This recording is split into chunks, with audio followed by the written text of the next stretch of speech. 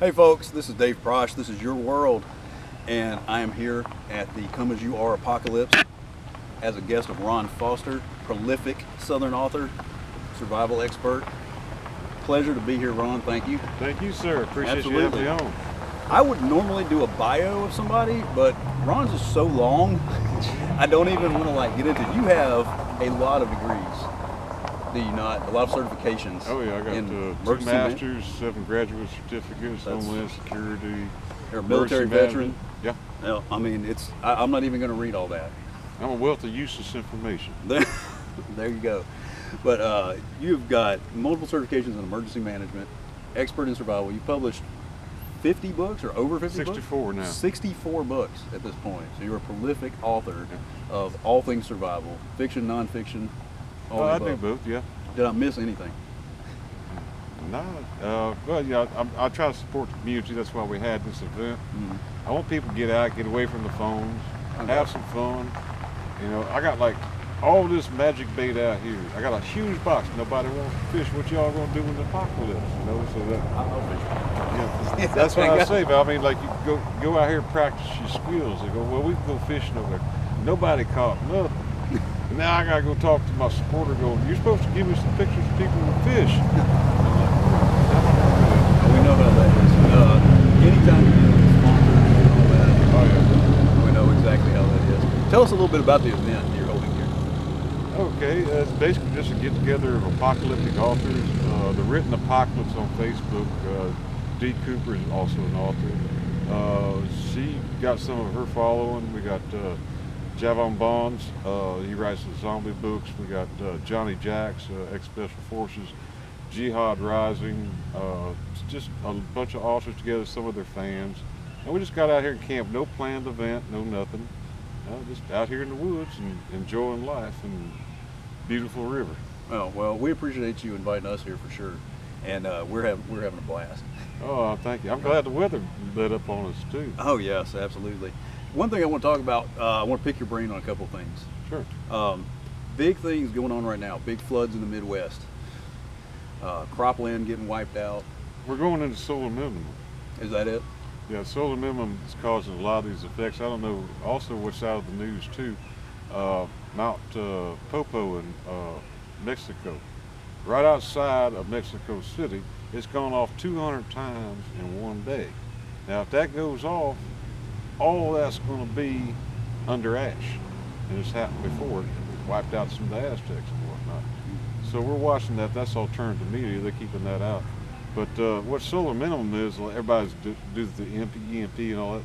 We're going into what they call a mini ice age, and you can follow this through history many times. So it's actually getting colder, not warmer like they say. It's getting colder. So if y'all gonna prep, get you your parkas and this and that. And if you're gonna bug out, I always tell people bring your winter clothes. Can you imagine trying to find your winter clothes bugged out, and there's nothing out there? Especially I bug out to Florida, so I need a parka. And it's actually snowed in Miami before, way back in the day. That's huge. And you got to ask yourself, okay, you're bugging out. You got to have everything you need on your back or in your vehicle. And if you're entering into, whatever environment you're going into, you got to think hot, cold, wet, dry. Oh, sure. Well, that's why I did the boat on this particular one, because if you're bugging out by boat, you got your drink water up underneath you. You got your food, fish underneath you. You can drift down the river at dawn or whatever. You'll see deer come down there to the river to drink or whatever, instead of having to stomp the woods, look for them. Instead of the clogged highways, you got a water highway. Good way to bug out. I wrote a book on this before. We bugged out of Atlanta in a Sea Eagle. Cecil Hogue, a good sponsor over there at Sea Eagle.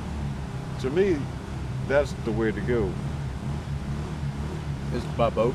That's your preferred? Yeah, you can carry so much. I carry 1,000 pounds in that boat. And I just float down here, and there's nobody around here. Where's everybody going? And I keep on going if it's not right, you know? So your preferred bug out method is boat? Yeah, if I have to bug out, I tell everybody to bug in, but if you're gonna bug out, think about the roads being clogged, etc. Access to gasoline.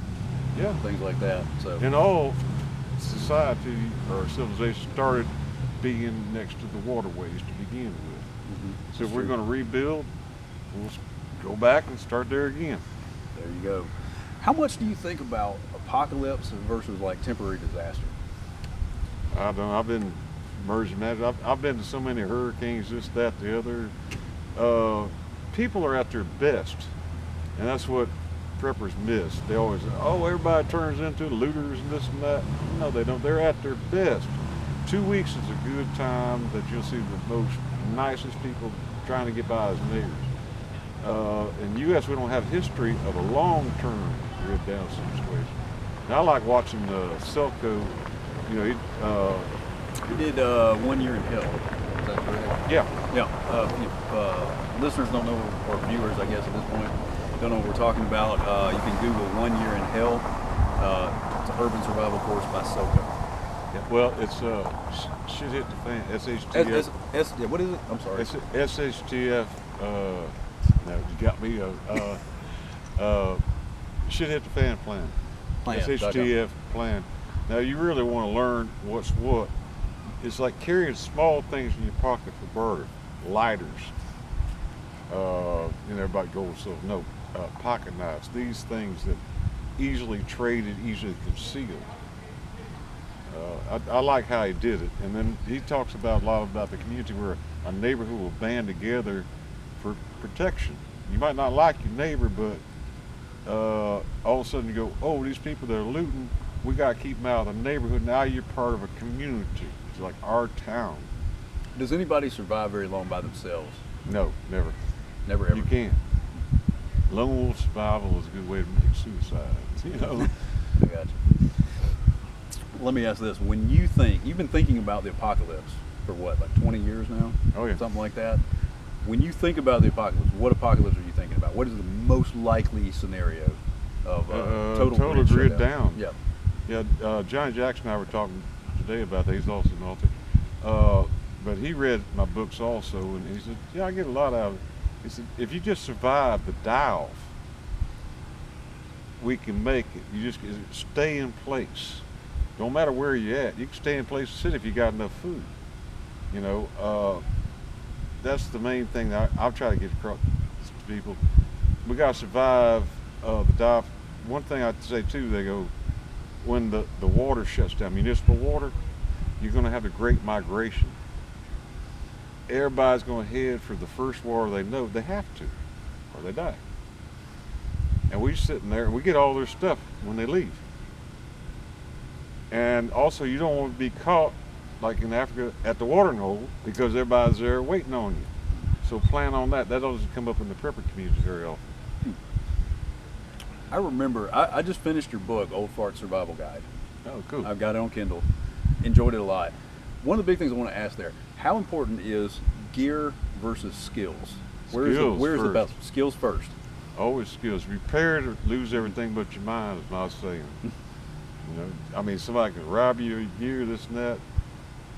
You don't want to be in a position where you're panicking because I don't have this, that. Gear will not make you survive. Skills make you survive.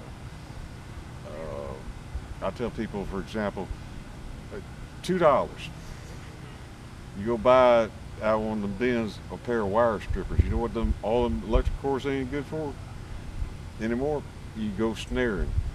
You got it. You don't Use the copper wire in the electrical grid. Now you can snare. You can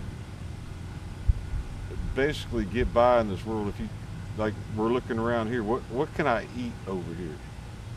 What's on the ground? Learn to identify wild edibles and whatnot. So many different things to consider. People think that guns make you survive, and then you got to have the biggest bass gun. I call them gun preppers. No, the guy with a bunch of skills. Back when I did military style, they give me 2 matches and a knife, and we go for a week. You go hang, So it's just identification things. But I always found a community to try to cheat like hell. Somebody gonna give me something, or I'm gonna trade something here in a little bit.